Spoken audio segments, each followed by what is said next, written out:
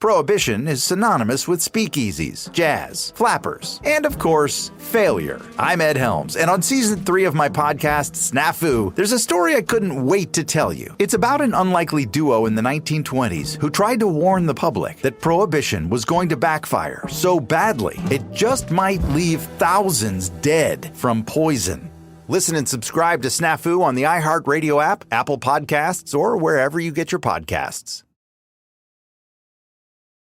Hey, this is Graham, producer of the podcast. 2 quick things before we start today's show. This was going to be a bonus, but then the last act went into places we didn't quite expect, and it felt surprising and honestly important, and it kind of felt mean to put that behind a paywall. With that said, we do have a Patreon. It's patreon.com/panicworld, and for $5 you get episodes that are ad-free, and we put as much additional content up there as we can.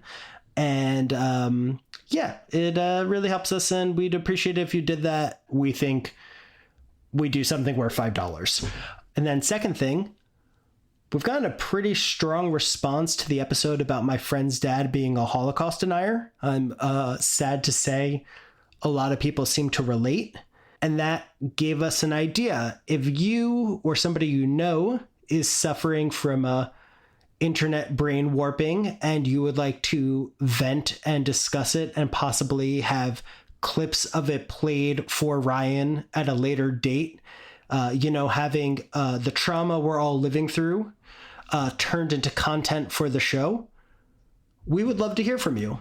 And you can do that by emailing us at panicworldpod@gmail.com. That's panicworldpod@gmail.com. And yeah, that's it. Enjoy today's episode, and we really appreciate you being here, and we love you all. Okay, now today's episode. Ryan Broderick, what was the biggest fear your parents had about the internet when you were a kid? Probably putting like credit card information in.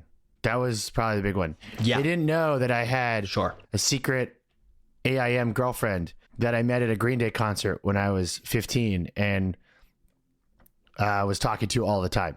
But they were very afraid of me purchasing anything off the internet. I think you just touched on something that is coming up for all the millennial parents now with internet concerns, where we have a nostalgia and a sweet spot for it that I think plays a part in today's episode. But we'll get there. Porn viruses, stranger danger. The fear was not, at least for me, bullying leading to indoctrination. I see where we're headed. Yep. Yes. That is the big one now, probably. Should that have been the fear when we were youths, or has the internet really changed? So I have told this story in many, many venues over the years, but wait, you're going to wait. You're going to start a story, then I'm going to put in the theme music and you can do it after.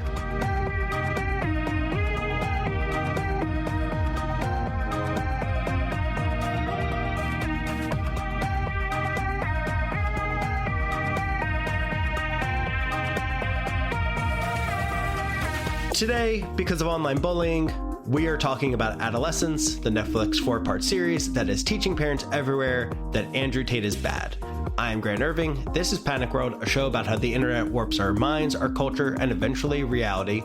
Joining me today, a guy who always wets himself when the police storm his bedroom, Ryan Broderick.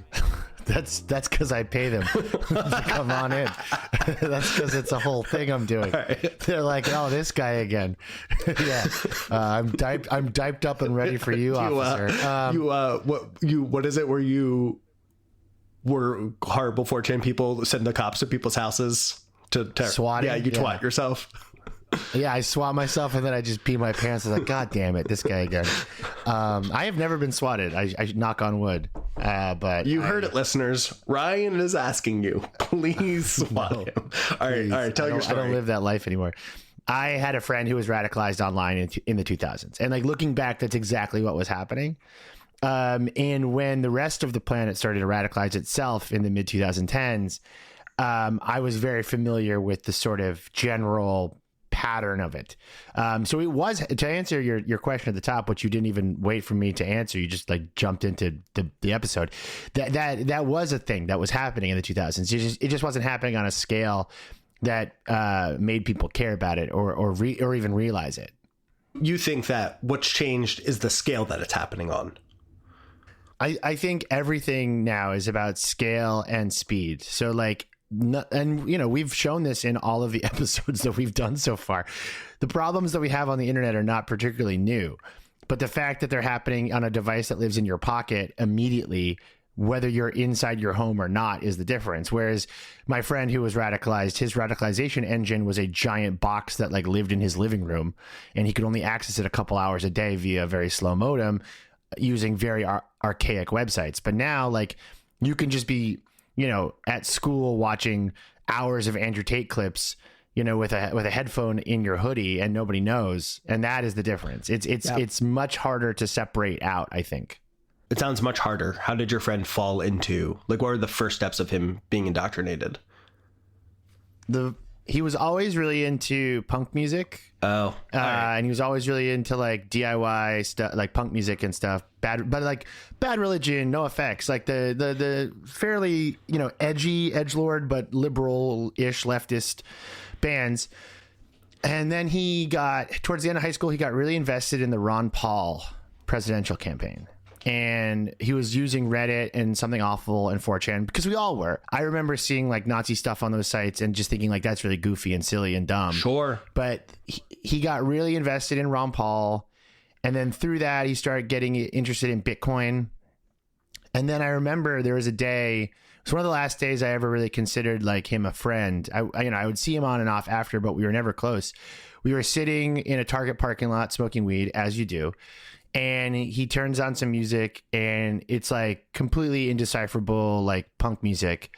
And I was like, you know, whatever. I was never really into that sort of the spectrum of stuff. I was more into the boys with tight jeans crying stuff.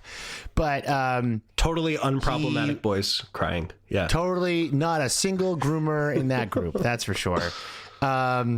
So he was then like, you know, do you like this? And, you know, back then as a teen boy in the 2000s, you have to just lie and be like, yeah, I hate Fall Out Boy. And then you go home and you just listen to nothing but Fall Out Boy. So like at the time I'm like, yeah, man, it sounds really good. And he's like, yeah, it's Nazi oi punk. And I was like, what do you mean? And he's like, well, I've been on these message boards downloading like old Nazi oi. Oi is a genre of punk music for people who don't know that. If you don't know that, like, don't listen to us. We don't want you as a listener. Please don't. We only want people who... Nobody needs to know that. Nobody needs to know any of this stuff. So I was like, oh, okay. And he said, yeah, basically something to the effect of, yeah, I just think that like they make better punk music, which like doesn't mean anything. Like the idea of better punk music doesn't make sense as a concept even.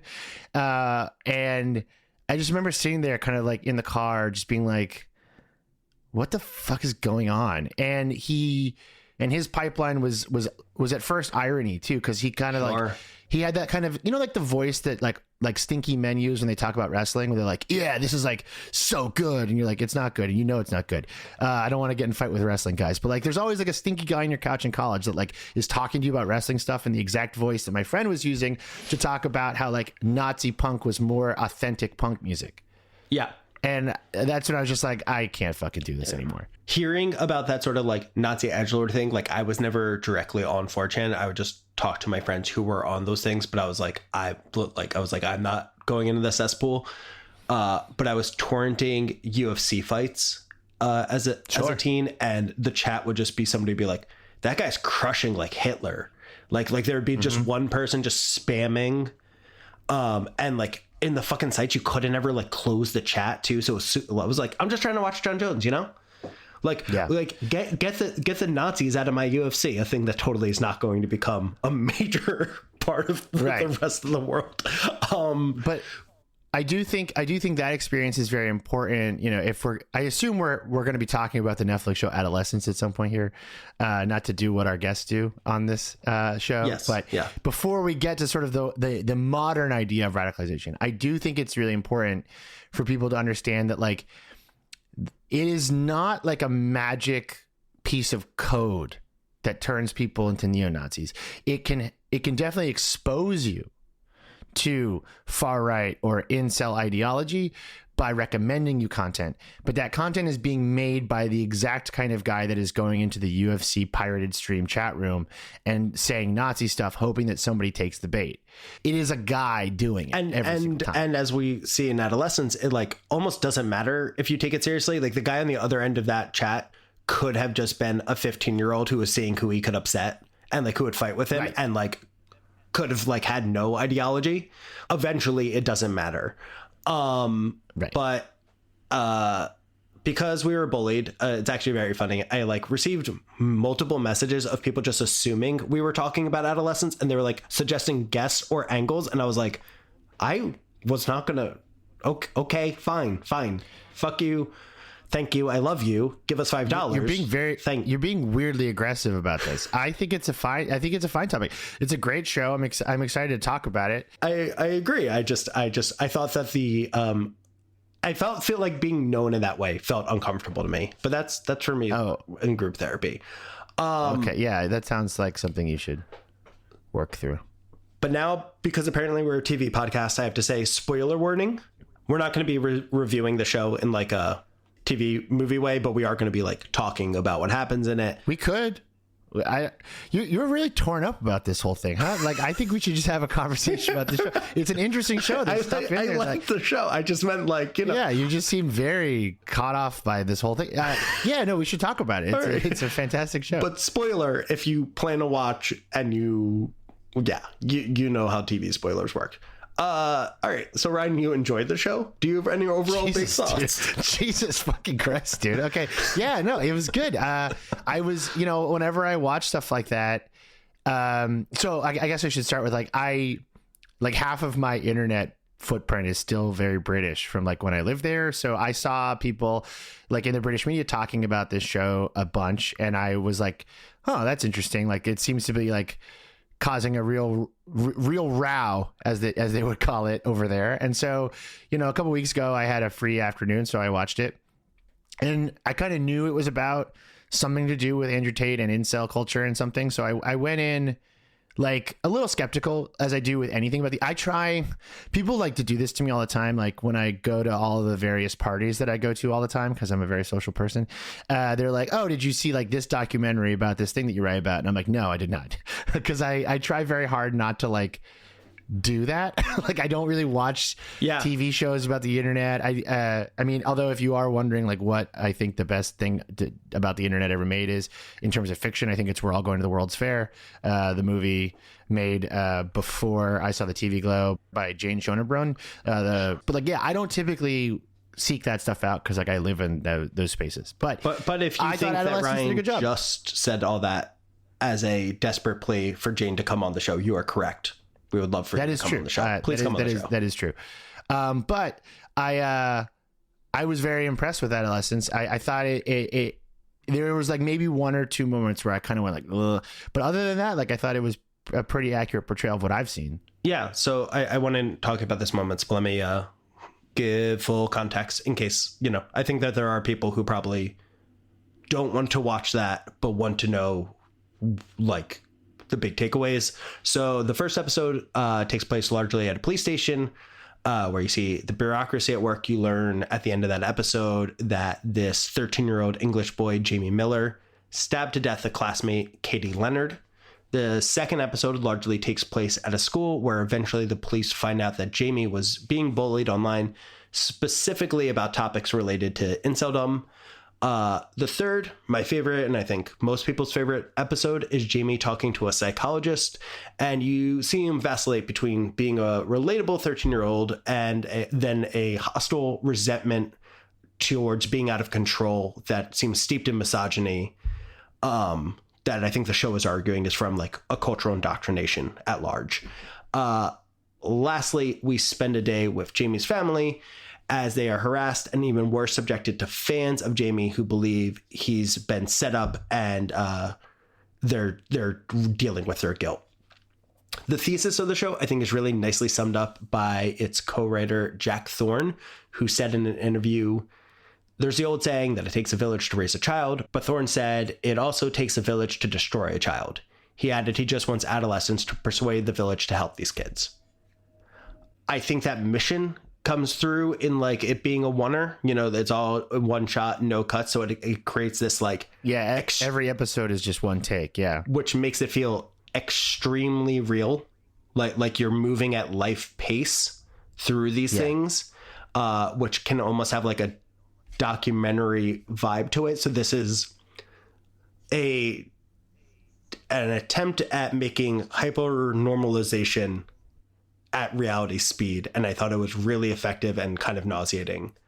I think the oneers are impressive, but I do think sometimes they were kind of distracting, actually. I think the first episode, I remember being like, oh, the whole thing is this. And then I started the second episode, I was like, oh, the whole thing is this.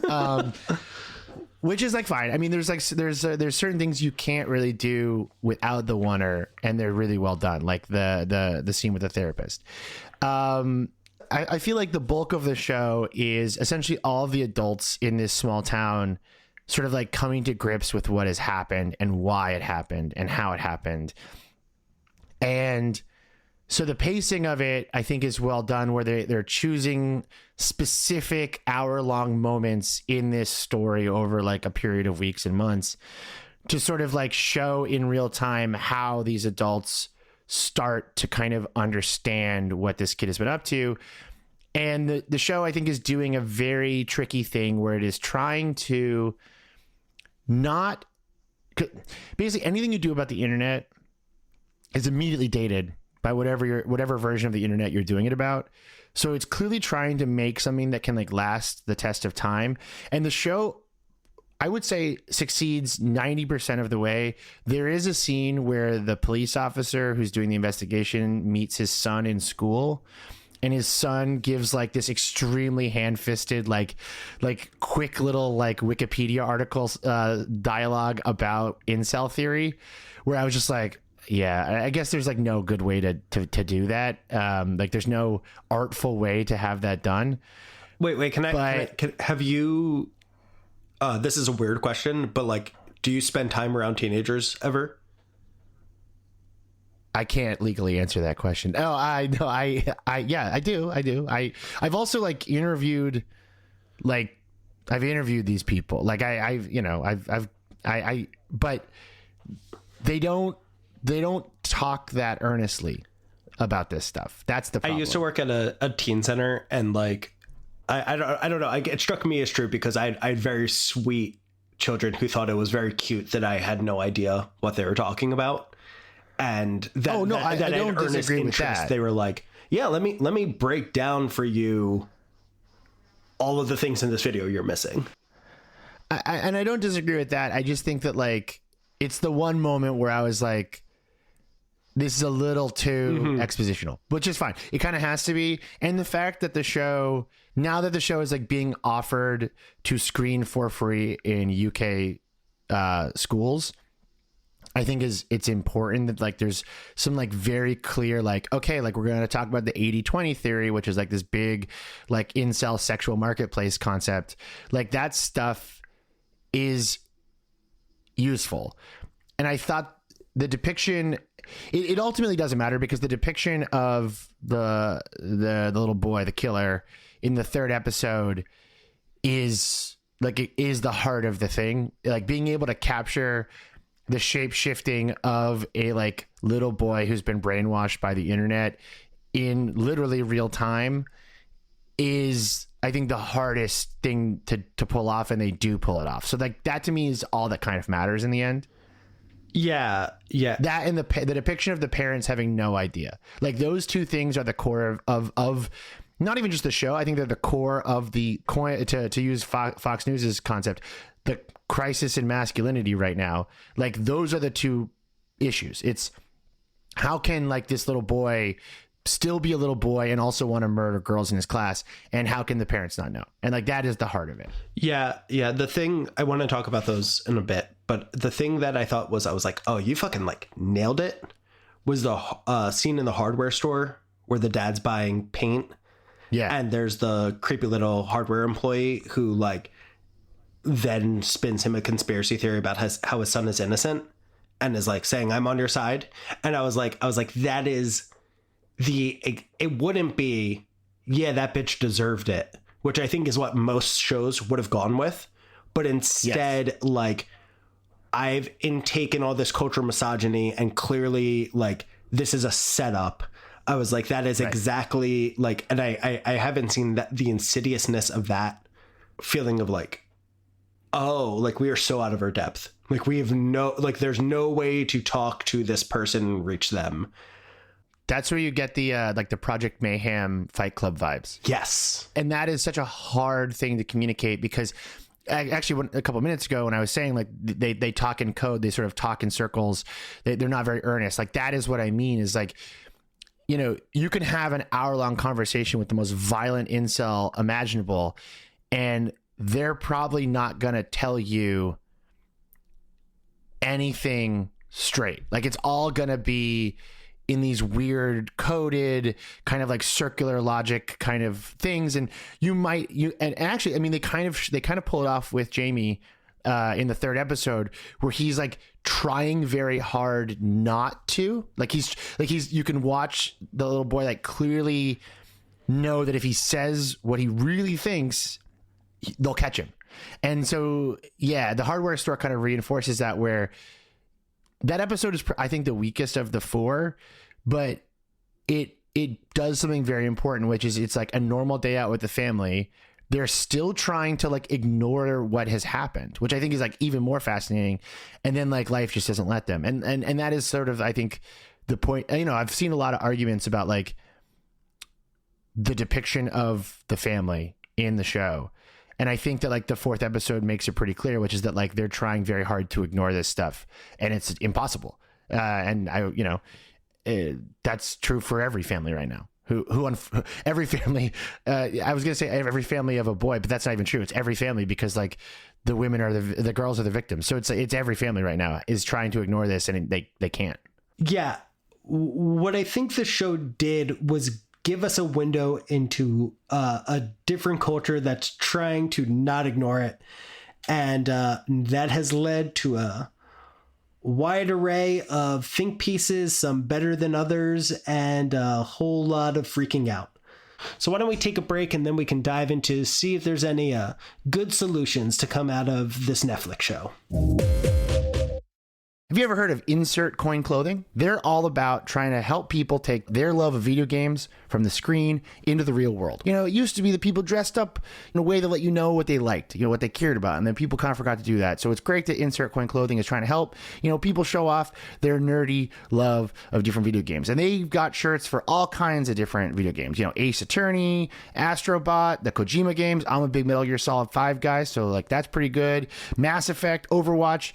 You name it, they got it. And best of all, everything is official and made in partnership with the studios for those games, which is awesome. Because, you know, there's so much junk on Instagram, but Insert Coin Clothing, they're doing it the right way. Their product sizes come all the way from extra small to 3XL. Perfect for that drapey Gen Z e-boy look. You know, you could put like a little chain around, you know, around your neck. TikTok loves that. Insert Coin Clothing ships worldwide, one flat cost for standard shipping, and it's always fully tracked, which is great. And they have a sweet little respawn function, and they will email you when they restock products in your size. You can find all that at insertcoinclothing.com, and their main social accounts are Insert Coin Tees on X/Twitter and Insert Coin Clothing on all Meta platforms.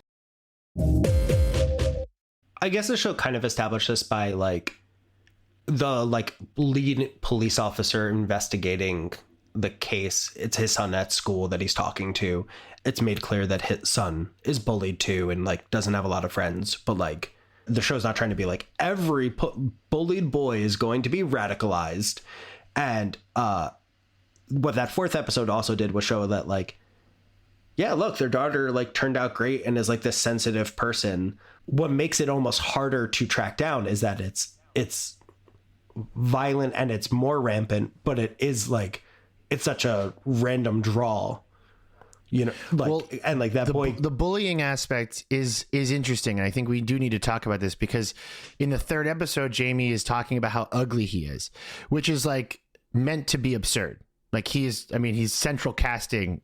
Yeah. Like he's not if they had cast like the stereotype of like a hideous misshapen incel, I don't think the show would work as well, because the point is that this little boy was insecure and he found people on the internet to be like, you're hideous and you're never going to be able to, what's the term they use? Like, participate in the sexual marketplace because you're hideous and your life is ruined. And it's all these women's fault. Like, and, you know, you see this joke on like X and like Blue Sky a lot, that like the majority of men on the planet have like severe body dysmorphia and eating disorders. And like, that is essentially what is destroying the world right now. And it's like totally true. That like, well, it's good that we're closing the gender gap, Ryan. I'm Sure. fine. I'm glad to see equity, you know? Yeah. I'm a progressive. I think it's good. I think it's really good. No, but like it is patently absurd. Like the moment when he's like, I'm hideous. And it's like, I think even the psychiatrist looks up, she's like, what are you talking about? Cause like, that is how this works. Is like, you become so brainwashed that like, you know, the reality doesn't make sense anymore to you. I think this is like what the internet does to you, where you're like, you half believe things and it just gets into your brain. And like he says, you know, like he wasn't like, he doesn't have an ideology. Like he wasn't like an Andrew Tate stan. It just like around him. And like, he's also saying that to manipulate her to compliment him. Yeah. On one level, he believes he's hideous. And on the other hand, he's trying to do the things he's been taught societally that then women will respond to make him feel good. And when you don't get what you want, that's when this like infectious rage pops out. Yeah. He's like trying to flirt with her, and he's trying to get her to declare him innocent. And he's also trying to fight like an insane rage that he has he realizes it's not working. And then on another level, he's also just a little boy. So it's like, it's an insane performance, and that kid's going to absolutely sweep the BAFTAs this year. But like, fucking crushed. It is unbelievable. And you know what? I was about to say like, maybe the show like won't age as poorly as like all other forms of sort of like internet based drama and comedy that I've seen in like traditional entertainment. But like, it's possible, because like they mention Andrew Tate once by name, I believe. Which I think we need to talk about the UK's relationship to Andrew Tate, because I think that might be slightly confusing for Americans, which is that the UK was sounding the alarm bell on Andrew Tate way earlier than us and taking him much more seriously.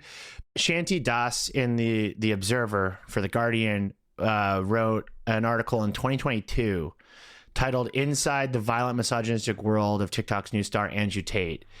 And what they had figured out, he runs like a fan club that you like pay to be a part of, and you like get stuff if you share his videos. So what people were doing were clipping his podcasts and then uploading them as YouTube and then uploading them as TikTok clips, which if you do that on TikTok, its algorithm identifies it as a trend because those videos are related content. So what ended up happening was like TikTok was just overrun with Andrew Tate videos like 3 years ago. It's an MLM. Yeah, I mean, all of masculinity is an MLM. But yes, I mean, like, gender is, but going door to like the way that like you buy these products and go door to Mary door. Kay, yeah. It was Mary Kay Cosmetics for TikTok videos, and they completely overwhelmed TikTok, especially in the UK. And so The Guardian rang the alarm bell on it, and they've been taking it much more seriously than we have. He's made a bigger dent. He has more of a background with the UK than he does the US. I think his citizenship is all insane, but like he's more closely tied to the UK than he is here. And so they've been just much more proactive about it. They've been proactive about trying to not get children to kill one another in, ways like, the killing is done with a knife instead of a gun. They've like a fundamental way that they just care about children more. They do. Yeah. All of my British friends are married with children happily, and all of my American friends are not. And there's societal reasons for that. But yeah, no, there's in a lot of British TV I've seen, like they're talking about it more. And we talk about it in this way that feels very much like, I don't know, someone saying like Pokemon in a TV show from the 90s, whereas the UK is like taking it pretty seriously. It's good.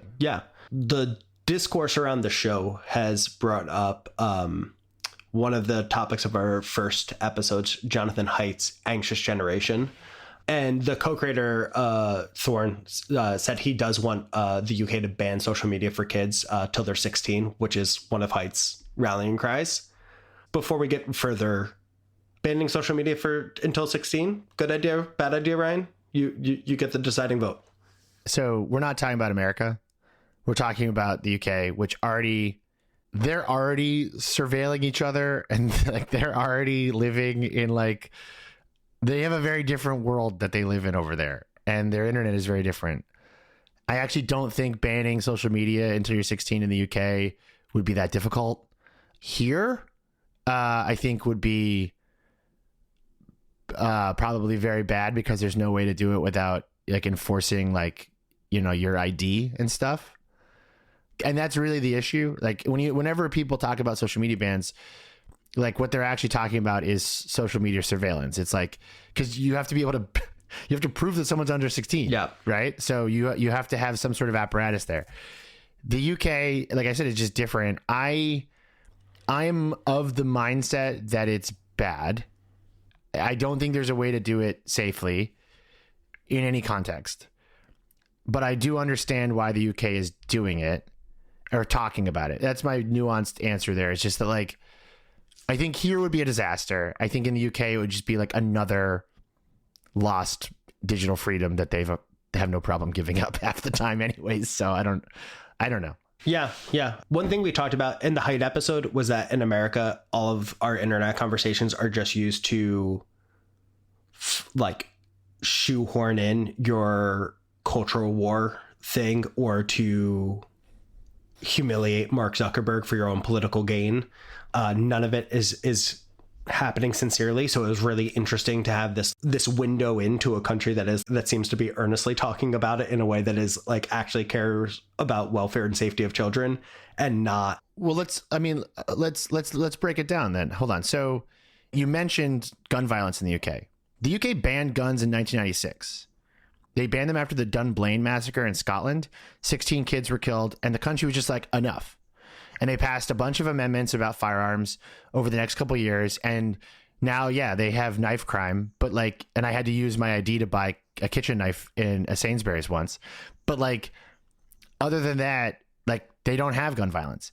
And so it's not totally surprising to me that like they're taking incel behavior as seriously. Like there is just a cultural thing there that we don't have, which is caring about your children. I think that's just blatantly clear. They have banned hate speech in most forms. Like you can get a knock on the door from the police for posting hate speech. They already have the Online Safety Act, which is a very controversial thing that got put in place that puts a legal duty on social media companies to like basically not let children access like not just pornography, but also like eating disorder content, like self-harm stuff. Like when they say we want to ban social media for children under 16, that's not like a very hard. I don't think Americans like totally understand the level of, I'm not going to say authoritarianism because it doesn't, I don't really see it that way, but it's just a totally different landscape and a totally different set of values. And I would not want that system here because I actually don't trust the American government with it. Not to sound like an insane man in a bunker, but like I don't. No. Because I mean, like it's like evidence based. Like look at the things we target online that are supposed, like we don't target how to stop the internet from teaching your child to be bulimic or like that they need look maxing things. We like target like the word trans. Well, so both Michael Hobbs and Juniper in different episodes have mentioned this exact thing, which is that like we don't have, the UK like has a lot of problems, but like you can be gay there. Like you can be gay there. You can even be trans there. I mean, they're trying to like, I think the TERFs in the UK are trying to make it harder, but like there are problems. But like I'm just saying here, there's much more of a risk even for women. Like period tracking apps right now like are kind of terrifying. Like so any sort of internet surveillance in the US is, I think, much more dangerous. So like if someone here, like, I mean, it is happening here. We're seeing politicians say they want to ban social media for people under 16. The next question has to be, how do you prove they're 16? And then the answer is you have to prove they're over 18. And then if they have to prove they're over 18, how do you do that? You have to do it with an ID. So you have to use an ID to use the internet, and like the whole, that's dangerous. Perfect transition. Ryan Broderick. No problem. Happy to help. We as a show have been decidedly on the line that all of these proponents in the US seem extremely dystopian and untrustworthy when you put it in a US perspective. But what I think Adolescence did as a show was it showed us a culture that is taking this more seriously and with nuance, and it was like ready to have a deeper conversation. And that has led to a lot of parents and teachers in America having an outlet to talk about how fucking out of their depth they feel. And there's been some really good pieces on this. And so after the break, Ryan and I are going to help parents and teachers all across America learn what to do with their freak toxic boys. And we're going to solve all of it. And that's after an ad from Theo Von. Take it, Theo Von. This isn't new. The internet we grew up with was not safe. Things were operating at a different scale. But one thing I saw from the Adolescence conversation, something that made like implicit sense to me that I was like, oh, of course, this feels like a thing we should be talking about. So The Guardian reported that 70% of women teachers said they had faced misogyny in schools, evidence that many red-pilled boys feel the need to reassert power dynamics of male supremacy even to adult women. This is from New York Times quoting The Guardian. Stephanie Westcott published her research in 2023, and she said that teachers pointed to the COVID-19 lockdowns in 2020-21 as a period of radicalization for a vocal minority of male students. These boys were stuck at home melting their brains on the internet. Like all of us who experienced like this greater uptick of indoctrination that melted our brains, this happened to like the unlucky parents and teens who like were at home with their iPads at just the wrong time. Maybe that should give some optimism that as we like reintegrate into the world more, this will like level off more. No. Probably not. But okay, I do have kind of a measured take here that I've been cooking on. I read a study the other day that like there are a subset of people who are becoming emotionally, quote unquote, addicted to ChatGPT. And I was reading through another study that came out actually around the same time that like the only precursor for self-reported instances of pornography addiction are religiosity, which is interesting. Like basically that makes complete sense. Like porn addiction is actually just like you have really fucked up views about sex and like this is how you're dealing with it. And I remember studies that had come out like in the 2010s about like social media addiction, like people who were completely addicted to posting on social media, even against their own best interest, or using it so much that like their real friends were distancing themselves from them. So I think actually it's probably more likely that being an incel, being a porn addict, having a relationship with ChatGPT, being a Twitter power user are probably all heads of the same hydra.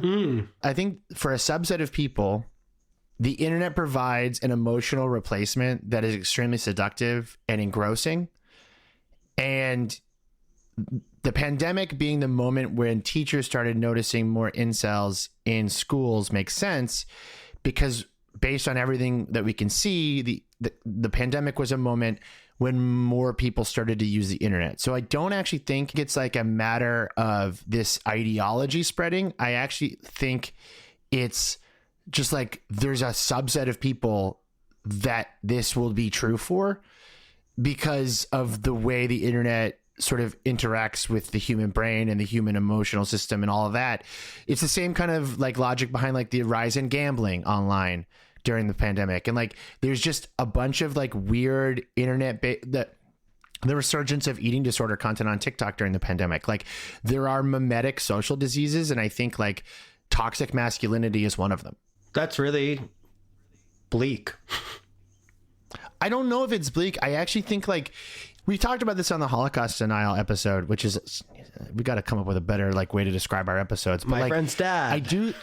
Yeah. But like, I do think He's probably all better now that the Phillies are 7-2. Go Phils. probably. I think that's honestly the way some of this works. But I do wonder if like by addressing different sides of the same prism, like we're actually not dealing with the issue, which is that like I need a word for this, and once I get a word for it, I can finally write this take down. But like there's just there's a lot of people out there who, when given the option to like fill the void inside of them with internet content, will, and it manifests in different ways.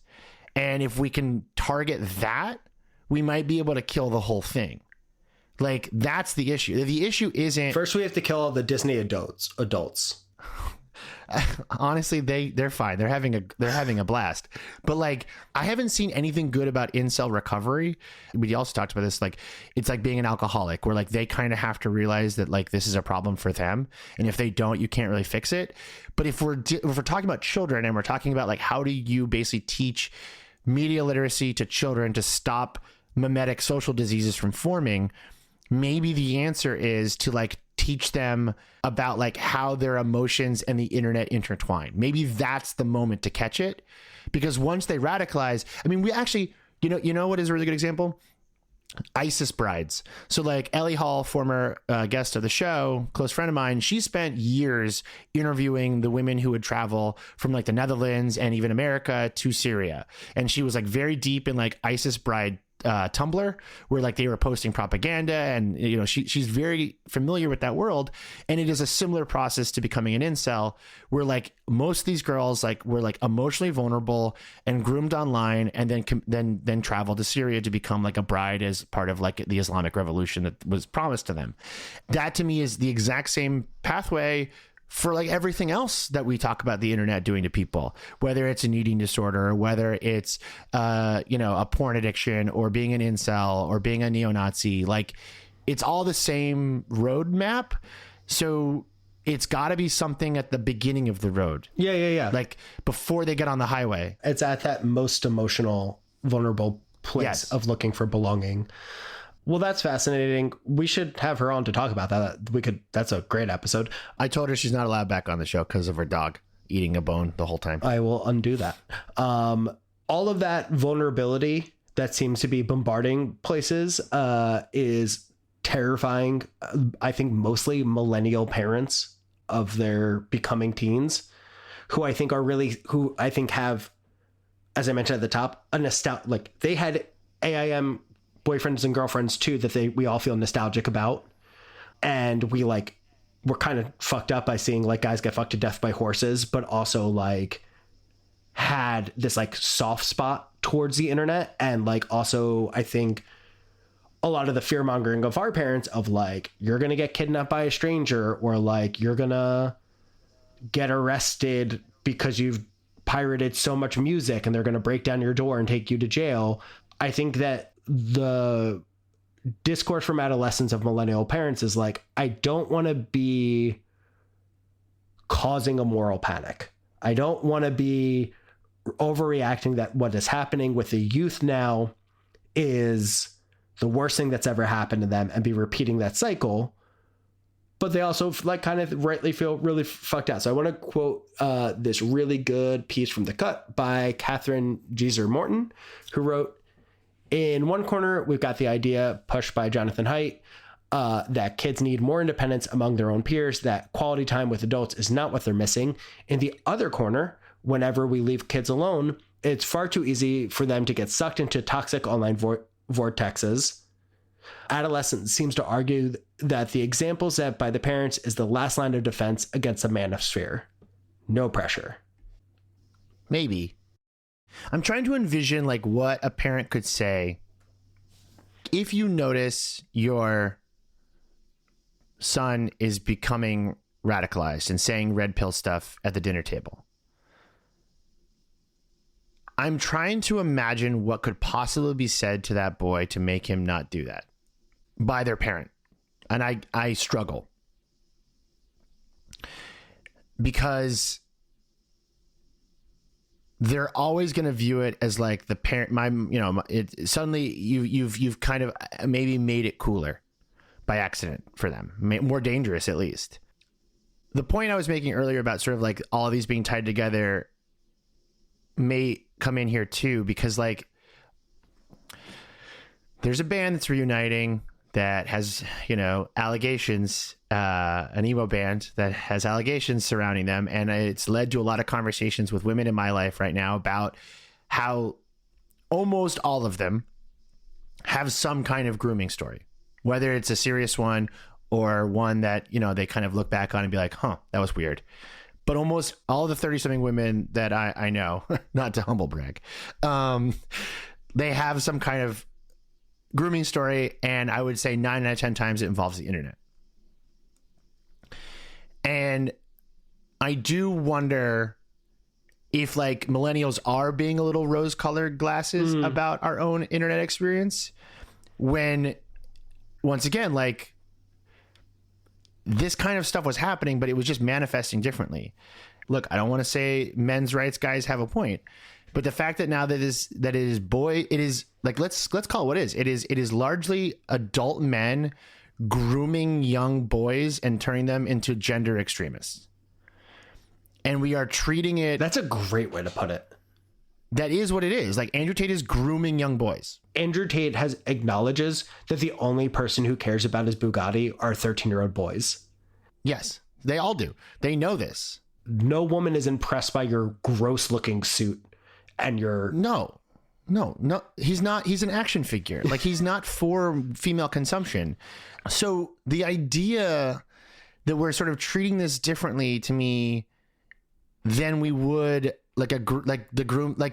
we didn't deal with this inherent problem of how the internet functions, which allows young people to be in spaces with adults who have bad intentions and are bad actors.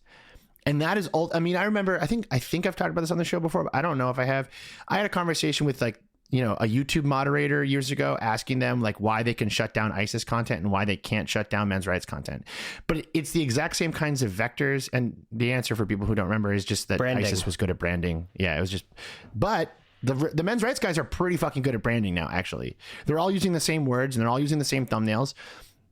But we're treating this differently. Yeah, the thumbnail is how I overcame my sissy porn addiction. It's sissy hypnosis, and you have to get out of it by relearning to be a Sigma male. But like, we're not treating this the same way that we're treating like a sex pest lead singer of a band. We're not treating this the same way we're treating like eating disorder content. We've made this separate in this way that means that there's not much we can actually do. And to your point about the infrastructure, that's probably like, that's a way to put it. But like, because this is boys and because this is like masculinity and because this is men, we've made it so separate from every other way we deal with social diseases online that like, there's nothing we can actually do now. Like, not to be black pilled, as they would say, but until we acknowledge that this is the exact same thing as like a teen girl cutting herself because she saw stuff on MySpace about it 15 years ago, or getting an eating disorder from TikTok or Instagram, like we can't do anything about it. Did we actually do things about those, or did we just... We did. We absolutely did. There a lot of that stuff, a lot of those like moderation decisions are being like turned back right now. Even just like on the platforms, like they okay. It used to be like you couldn't. I mean, fuck. There was an entire movement in the MySpace era called "To Write Love on Her Arms," which was a bunch of like big emo bands getting together to do like an anti-cutting charity. They had T-shirts. Yeah, no, right. I remember that, and but I think actually at the time I just thought that was like promotion, like a pro cutting thing. Aren't scene girls who cut just so deep and interesting? No, but like we used to treat this stuff like we actually did used to take this stuff seriously. Like and maybe like the thing you read about like how we need like more outside time. Like, yeah, because 15 years ago there would be like a bus at Warped Tour called like the like Don't Be an Incel bus, and you could like win like a free Monster Energy drink by like saying a compliment to a girl that was like emotionally thoughtful. But like we don't have those systems in place in the real world anymore. In the cut piece, she talks to one mom who was like, a lot of my friends just think that if they're like a cool mom who like talks to her son and like makes clear that like she's a feminist and like not like naggy, but like through osmosis, their teen boy will respect women because they like respect and think their mom is cool. And she's like, I don't think that that's like all he does is watch like YouTube of men. Like I'm questioning that, but I don't know what else to do. If we were to get a town hall of like that mom and the dad whose like kids are talking about the Bugatti they're gonna have, and you know the parents of and the teachers of these potential threats, what conversation would you want to have with them? And then if we were the next day to take you to the health class where all of these kids are secretly just watching YouTube with their headphones and their hoodies, what would you try to like direct the conversation with them? Because what you just said about like, it needs more than this, but I think if like the health class conversation was like, these guys are creepy and weird and you are being groomed like by them, like that sets a tone. Like that is a conversation that like could be having in schools. I do think that's part of it. Yeah, I do think like just being like, these guys are fucking predators and they're grooming you and they're turning you into like weird little fuckers that like will be miserable your whole life. So stop it. I was in a really rarefied position when I worked at a teen center where I was like 25. So I wasn't that much older, but I was still like, to them, I was like the perfect amount of older. And they just had so many really earnest questions. And like, this wasn't coming up then, or at least where I was working. It feels not hard to be like, this guy, like, they don't talk to women their age because women their age know they're bullshit. Like they are not able to maintain any sort of real relationship of being liked for who they are. That's gross. And like teens are people too who want to be liked for who they are.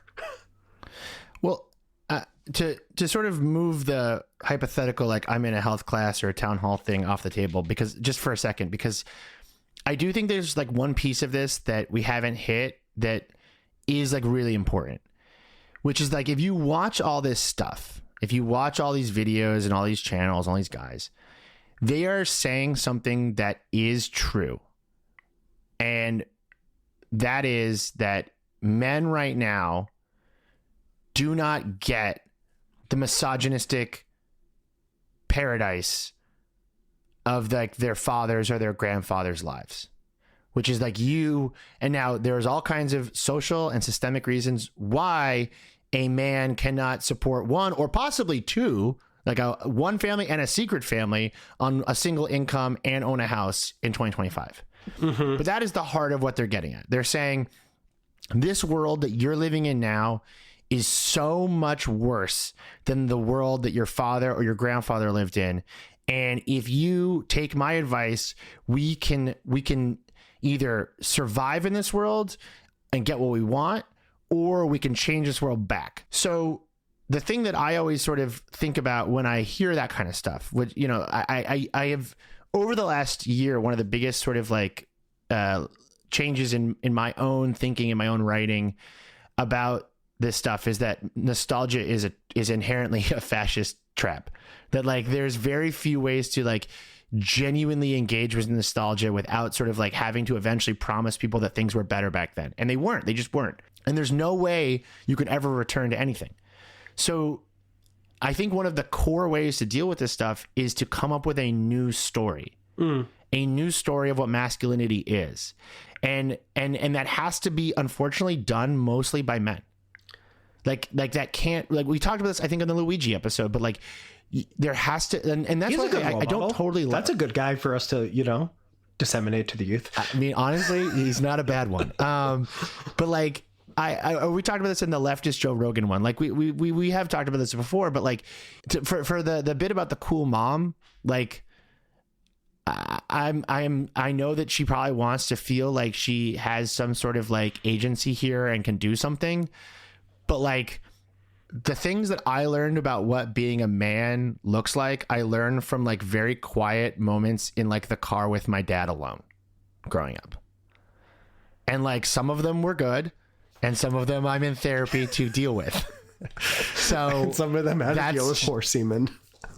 So, no, some of them are my dad is 40 years older than I am. So some of them were from a time that like no longer existed. Sure. And that's just how it works. You have to create a new story because the fascists are using nostalgia. So the only way you can like convince a kid like Jamie from Adolescence, to bring it back to this show, like the only way they could have stopped that. And actually there's a point in that show where they kind of do this, where like the dad is clearly a like emotionally, if not physically, like at least unstable presence in the house. And he is the paragon of like, you're listen, you know, like British masculinity. And he's like this like hard-headed builder kind of figure. And he is teaching his son a version of masculinity that is no longer compatible with the modern world. And then the kid is like, wait, this doesn't work. Why doesn't this work? And he goes online and he finds a bunch of men telling him it won't work until we kill all the women. And like, that is the process. That is always the process. Yeah, that's a really good way of putting it. Okay, so that sounds like what you would say at the town hall to the parents. It's like, let's make a new story. Like, what is this? What is a man now? What would you say? A man is a podcaster. That's right. A man is a podcaster. A bearded podcaster. A podcaster who wears vintage workman's gear from that's right, from yesteryear, before men just got on microphones and said, I feel like this. The new version of masculinity is a Bushwick podcaster that pretends to be bisexual to meet women. That's what it is. Well, it's a good thing I find Bed-Stuy. It's a Bed-Stuy. It's a Bed-Stuy barista that wears workwear and DJs. That's what what would you say to the health class? Oh, you were so pleased every time with yourself for that one. you're like, hey, I'm making digs of myself with that. He chuckles quite like off mic because he's like he's going ha ha ha ha ha. They're not gonna know how badly I burned Grant. Ha ha ha ha ha. I wasn't describing you. I don't know anything about your love life. You keep trying to tell me about it, but I'm not asking any questions. All right, keep going. No, I don't know anything about your love life. No, if I was gonna talk to the health class, whenever I talk to like classrooms or like students or like groups of young people, I try to do, I mean, I've been doing the same thing since I was in my early 20s, like when I would go to colleges and talk about the internet or whatever, which is that I try to strike a balance between like, I think I know what you know, but I'm comfortable when I don't know what you know. And the stuff that I do know that you know, I want to take seriously and talk about. I was on a podcast this week and we were talking about the Minecraft movie and they were like, what's a chicken jockey? And I was like, I think I can explain what a chicken jockey is. I think I can like wrap my head around what a chicken jockey is. I've been thinking about the meme of the picture of Don Draper at the movie theater smoking a cigarette, and his guy was like, this is what my son looked like the entire time. As you're talking about nostalgia, honestly, I was thinking about that. That's how this generation's going to feel about the Minecraft movie. But also, if we're talking about masculinity, like that is a really cool interaction. Like to take your son to the Minecraft movie and watch him just be like, this is cinema is like really cute and really fun. And like that is, I would not say Minecraft is a masculine pursuit. It is like Legos on the internet. And so, you know, there are toxic corners of Minecraft and you do have to be careful with like who your son is talking to in discords about Minecraft. But like, if you're thinking about like, what can parents do? It actually is stuff like that. It is to not go like the Minecraft movie is derivative slop. It's to take your son to the Minecraft movie and watch him go absolutely fucking ballistic and be like, that's so cool and so weird, and like enjoy it for what it is. And I do think, unfortunately, and this is sort of like, I think where we end on most of our episodes, but I do think the answer is love, Grant. I think it's just, that's all it is. I don't think that is, I think I think many things are the answer. I think it's love and understanding. I was reporting on Portland when they were like in like state civil war, and the the mayor's office was like, what can we do? And they're like, we got it. We'll do a choose love campaign. I'm like, I don't think that is going to end your escalating street violence of ideological origin, but like, cool suggestion. I do think it can help your son though, like not murder a woman in his classroom. I do think that's taking them to chips, and that is true. I think what you just did about talking about like this used to be a creepy grooming trend, and like showing it would be really interesting. Like, the youth, as far as I understand, loves learning about like old internet and like letting them make those connections themselves, that they're part of a continuum is I think like a thing that kind of blows minds. So you're saying health class, but like if I think about my own political awakening over time, like I remember being in 6th grade social studies and learning about the Holocaust. And I remember my teacher was just like, hey, like in Star Wars terms, like this is what World War II was. And I remember going like, oh, okay, I get it. Like that's, and she was really good. She was just like, you know, these are the people that decided to help the people in the Holocaust. These are the people who didn't, you know, what would you do?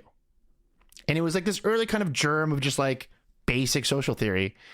And when I went to an all boys Catholic school, which was kind of a more progressive Catholic school, but, you know, still Catholic, but progressive. And they had a class there that you had to take two. One was called social justice and one was called social action. And it was like a whole year. So social justice was you learned about Christian religion, Christian liberation theory. So like the idea of like Catholics helping like Latin American socialist uprisings. It was cool. It was an interesting class. And then social action is you have to go do charity work for essentially like a semester. And then in college, I entered college during the Great Recession, and stuff was happening in my own life involving the Great Recession that like I didn't really understand as like a 17-year-old, 18-year-old. And I ended up in a sociology course just because I needed to get a credit. And it completely blew up in my mind in terms of like systemic issues, like systems, social systems. It's stuff that I still think about today. I still care about today. And I would even like stay after class with that professor and I would talk to her being like, hey, can I ask you this about this, you know? And it led me to being a journalist. And like you're talking about a health class, which maybe, but I sort of think that like the answer is like, it has to like, it's almost better to not sometimes address the thing, but instead like focus on building the bedrock so that when they encounter the thing, they understand the right side to take on the thing. I think you should be in charge of kids' curriculum. I'm sure one of our Patreon subscribers can make that happen. Ryan Broderick, thank you for coming on your show. Thank you for having me on my show. I'll see you all at the matinee showing of a Minecraft movie this Saturday. I'll be wearing my chicken jockey costume, and I'll be telling all the kids, Andrew Tate he's a zombie. What are they called? Like a ghoul? What are the little? I'm just gonna fade you out on this. You're just disappearing into the ether. Panic World is a Garbage Day production. Subscribe to the newsletter at garbageday.email. Panic World is written and produced by Grant Irving. It's hosted by me, Ryan Broderick. Our amazing researcher is Adam Bumas. It's engineered by Rebecca Seidel. Our deranged logo was created by Gabby Cash. Please give us $5 at patreon.com/panicworld. Please give us products to sell by contacting Multitude at multitude.productions/ads. For any other way you would like to give us money or work with us or promote us or become financially entangled with us, you can reach out to our fixer, our wonderful bag man, Josh Fjelstad, and you can reach him at panicworldpod@gmail.com. And one piece of advice from me to you: chill out, touch grass while you still can.